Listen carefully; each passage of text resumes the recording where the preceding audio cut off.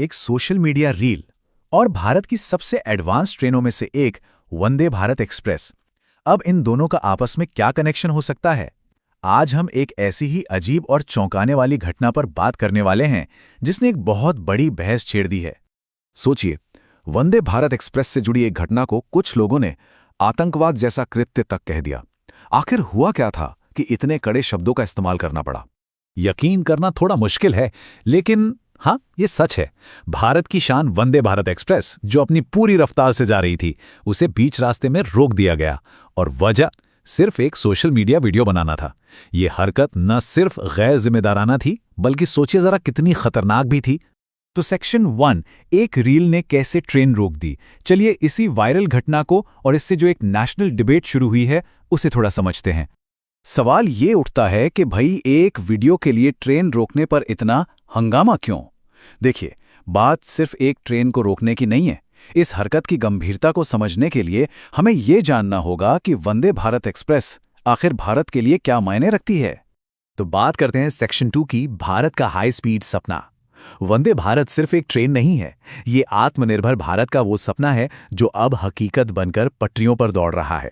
तो वंदे भारत एक्सप्रेस असल में है क्या? ये भारत की अपनी सेमी हाई स्पीड ट्रेन है जो पूरी तरह से मेक इन इंडिया के तहत बनाई गई है। और इसका मकसद एक ही है, लोगों को एक तेज, मॉडर्न और बहुत ही आरामदायक सफर का अनुभव देना। ये सिर्फ एक ट्रेन नहीं, बल्कि भारतीय इंजीनियरिंग का एक बेहतरीन नमूना है। ये मेक इन इंडिया का प्रतीक है। अपनी रफ्तार, अपनी मॉडर्न सुविधाओं और पैसेंजर सेफ्टी के लिए जानी जाती है। ये सच में भारत की शान है। अब आते हैं सेक्शन 3 पर, नेटवर्क का विस्तार। मतलब ये कहानी कुछ रूट से शुरू होकर एक पूरे नेशनल विजन तक कैसे पहुंची। देखिए, वंदे भारत पहले से ही उत्तर प्रदेश में लखनऊ, सहारनपुर और राजस्थान में जोधपुर से दिल्ली, कैंट जैसे कई जरूरी रूट्स को जोड़ रही है। और ये नेटवर्क लगातार पूरे देश में फैलता जा रहा है। लेकिन बात सिर्फ नए रूट्स जोड़ने तक ही सीमित नहीं है, बल्कि इस पूरी सर्विस को भविष्य के लिए और भी ज्यादा बेहतर बनाने की तैयारी चल रही है। भविष्य में हमें और क्या-क्या देखने को मिल सकता है? रात के आरामदायक सफर के लिए मुजफ्फरपुर दिल्ली जैसी स्लीपर ट्रेनें, किराए की एक नई और बेहतर पॉलिसी, और हाँ, सबसे जरूरी, पहले से भी ज्यादा मजबूत सिक्योरिटी। सेक्शन 4, प्रगति बनाम समस्याएं। तो हम घूम फिर कर वहीं आते हैं जहां से हमने बात शुरू की थी। मतलब एक तरफ देश की ये शानदार तरक्की है और दूसरी तरफ वो चुनौतियां जो इसके साथ साथ आ रही हैं।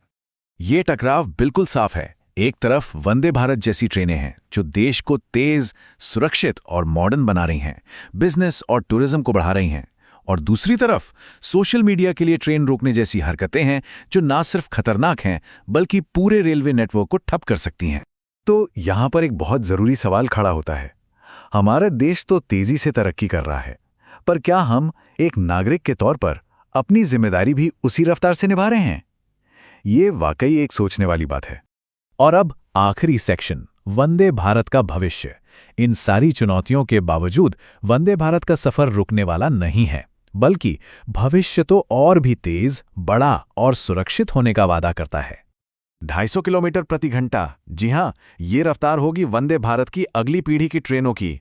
आप सोच सकते हैं कि ये मौजूदा स्पीड से कितनी बड़ी छलांग होगी।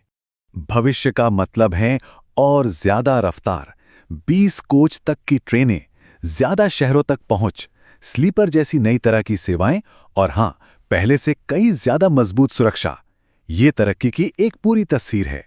तो आखिर में सवाल बस यही है, हमारी ट्रेनें तो तेज हो ही रही हैं, पर क्या हम भी एक जिम्मेदार नागरिक के तौर पर उसी रफ्तार से आगे बढ़ रहे हैं? क्योंकि तरक्की की असली कीमत सिर्फ पैसा नहीं, हमारी और आपकी जिम्मेदारी भी है।